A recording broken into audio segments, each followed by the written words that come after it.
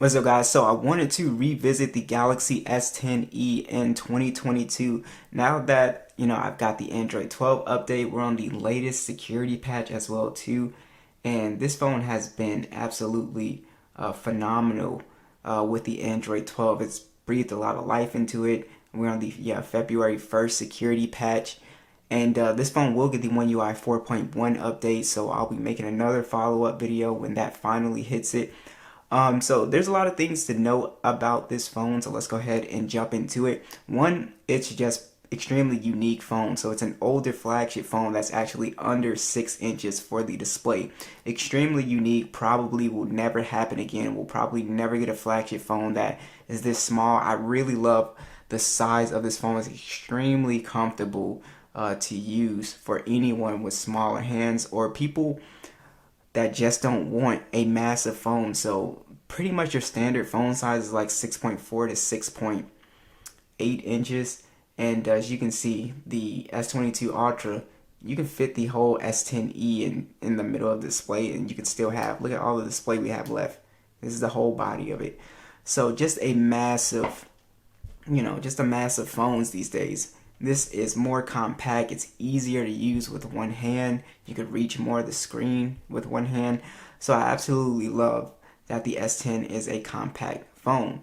Now, speaking of the screen size on here, it's a very nice looking display here. It's a dynamic AMOLED display. It's HDR10 Plus as well. It's 1080p 438 for the PPI. Has the little punch hole on the left hand side as well.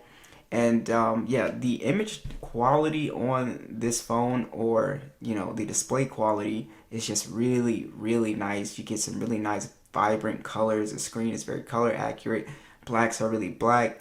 The bezels are fine on here. The punch hole is a little bit bigger than your modern punch hole, but it's not anything that is, has bothered me since using this phone. And the screen on here is completely flat as well too, which is something a lot of people like.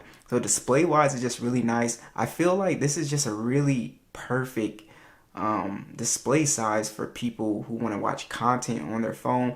But it's sort of like the iPhone SE, where that is like 4.7 inches. I feel like this is a perfect size because it's big enough to where the content and games are going to be immersive, but it also doesn't feel too small. And also them putting the punch hole on here just makes it really nice, because on the one of the best other smaller phones would be like iPhone like 13 mini or SE. 13 mini has big bezel. I mean, the SE has big bezels, and the 13 mini has a pretty big notch. This has the punch hole, which I really like. So display experience is really important on this phone, and they completely nailed it. Let's talk about the build quality on this phone. It's actually a full premium design. It's a glass and metal design here, and it feels extremely good. We actually do retain a headphone jack at the bottom, USB Type-C. We actually have stereo speakers, which I will let you hear, volume rocker, and then we have Samsung's Bixby button on the side here. So I think that a lot of you guys will be surprised that the Galaxy S10e still is a top tier gaming phone, and in general just great performance. So with the Android 12 update, with the Snapdragon 855 and the Adreno 640, you can actually play majority of games at high settings. I was really impressed. I did an updated gaming test, and it just completely blew me away at how good it was able to play Call of Duty, PUBG, Fortnite. I mean, it absolutely killed these games, so I was really impressed with the gaming performance on here. In addition to that, like I said, you get the micro SD card support. You also get 128 gigs of internal storage and 6 gigs of RAM. Tell people about this phone. These Snapdragon 855 phones are pretty close to the newer phones in performance, so you really won't see an upgrade. So if we just like are watching or opening like Instagram, look how fast the experience is. It's pretty much on par. Yes, the newer phones are slightly faster, but remember how old this phone is, and it's still able to keep up. So also, let's go ahead and launch Subway Surf. Now games might open a little bit faster on these newer phones, but like I said, look how close that was. So this phone is still very fast in terms of your speed. And also, I did run the Antutu score on this phone. So these are the scores that you get on the Android 12. And I will show you guys also your Geekbench scores. These are your Geekbench scores. So it performs fine. These are like, yeah, so these are like pretty much the similar scores that I get. So performance wise, this phone actually does a really great job, and it's actually a cooler device than the newer chips, the Snapdragon 888 and the 8 Gen 1. So it actually remains cooler. It doesn't get as hot when doing like long periods of gaming. Actually will surprise a lot of you guys here. So the stereo speakers on here, extremely good. I mean, really great for the size of this phone.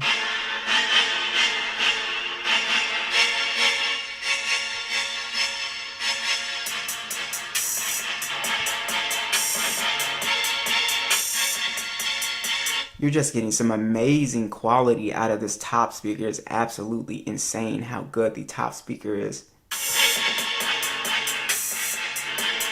So even if I cover up this speaker, I'm still getting excellent speaker quality out of this top one, which I think is just awesome.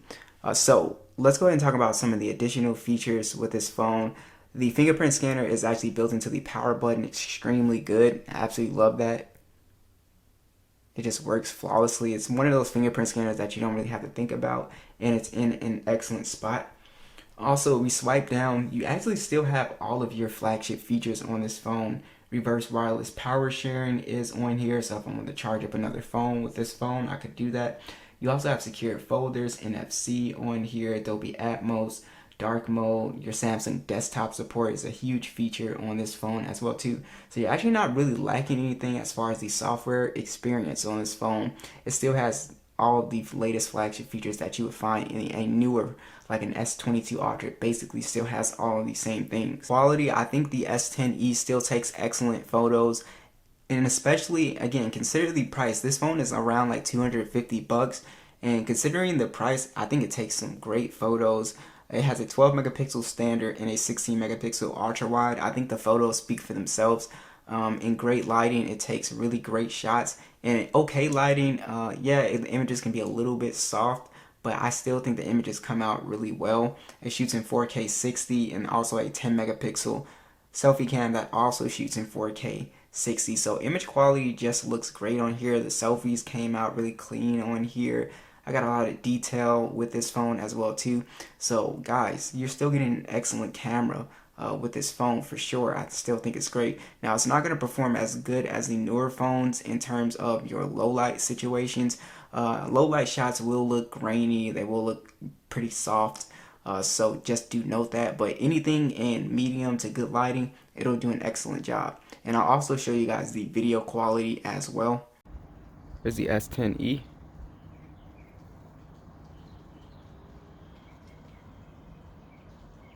.5, and here's the digital zoom.